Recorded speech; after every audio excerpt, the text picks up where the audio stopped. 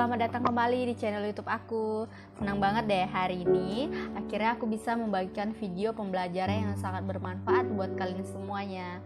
Nah, buat kalian yang suka belajar tentang akuntansi, tentang apapun itu juga, yuk gabung di channel YouTube aku ya. Jangan lupa untuk subscribe dan aktifin notifikasinya agar kalian tidak ketinggalan video-video yang sangat bermanfaat dari channel YouTube aku.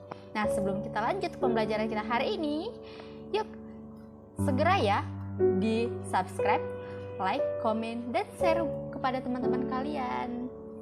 Hai guys, di video kali ini kita akan belajar tentang memesan bahan baku, perlengkapan, dan jasa. Yuk belajar bersama ya.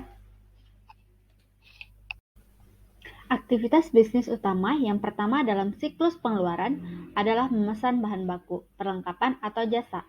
Pemesanan ini terlebih dahulu melibatkan untuk mengidentifikasi apa, kapan, dan berapa banyak yang dibeli, dan kemudian memilih dari pemasok mana untuk membeli. Mengidentifikasi apa, kapan, dan berapa banyak untuk membeli. Pendekatan tradisional untuk mengelola persediaan adalah menjaga stok yang cukup sehingga produksi dapat berlangsung tanpa gangguan, bahkan jika persediaan yang digunakan lebih besar dari yang diharapkan atau jika pemasok terlambat dalam pengiriman. Pendekatan tradisional biasanya disebut sebagai pendekatan Economic Order Quantity atau kuantitas pesanan ekonomi, disingkat dengan EOQ, karena pendekatan ini didasarkan pada perhitungan ukuran pesanan optimal untuk meminimalkan jumlah biaya pemesanan, penyimpanan, dan kehabisan stok. Biaya pemesanan termasuk seluruh biaya terkait dengan pemrosesan transaksi pembelian. Biaya penyimpanan adalah biaya yang dikaitkan dengan penahanan persediaan. Biaya kehabisan stok adalah biaya yang dihasilkan dari kekurangan persediaan, seperti penjualan yang hilang atau penundaan produksi. Aplikasi yang sebenarnya dari pendekatan EOQ berbeda-beda berdasarkan jenis barang. Untuk barang berbiaya tinggi atau penggunaan tinggi, seperti chip dan layar komputer yang digunakan AOE, semua tiga jenis biaya disertakan dalam formula. Bagi barang berbiaya rendah seperti sekrup dan pegas yang digunakan AOE untuk merakit produknya, biaya pemesanan dan penyimpanan biasanya diabaikan dan tujuan utamanya adalah untuk memelihara tingkat persediaan. Formula EOQ digunakan untuk menghitung berapa banyak untuk memesan. Recorder point, titik pemesanan ulang, menentukan kapan untuk memesan. Perusahaan biasanya menetapkan recording point berdasarkan waktu pengiriman dan tingkat yang diinginkan dari stok pengaman atau safety stock untuk menangani fluktuasi yang tidak diharapkan dalam permintaan.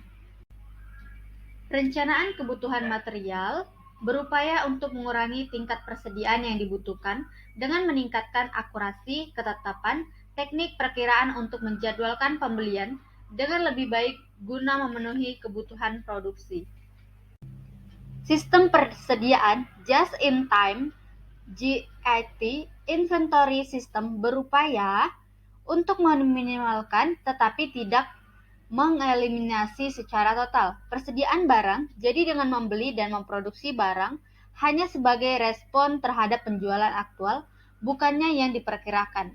Akibatnya, sistem JIT ditandai dengan pengiriman yang sering atas sejumlah kecil bahan baku, suku cadang, dan perlengkapan secara langsung ke lokasi tertentu yang memerlukan saat mereka diperlukan. Bukannya pengiriman dalam jumlah besar dan jarang ke fasilitas pusat penerimaan dan penyimpanan.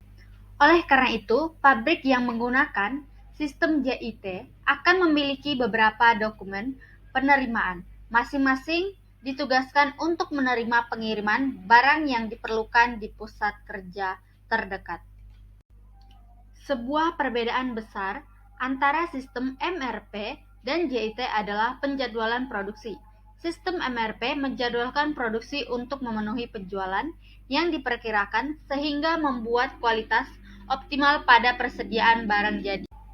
Sistem JIT menjadwalkan produksi sebagai respon terhadap permintaan pelanggan, sehingga secara virtual mengeliminasi persediaan barang jadi, tetapi perlu menyimpan bahan baku dalam jumlah yang cukup dalam rangka untuk menyesuaikan produksi dengan cepat sebagai respon terhadap permintaan pelanggan. Baik sistem MRP maupun JIT dapat mengurangi biaya dan meningkatkan efisiensi. Memilih antara keduanya tergantung sebagian pada jenis produk yang dijual perusahaan. Sistem MRP lebih efektif digunakan dengan produk yang memiliki pola permintaan yang dapat diprediksi sebagai bahan pokok konsumen.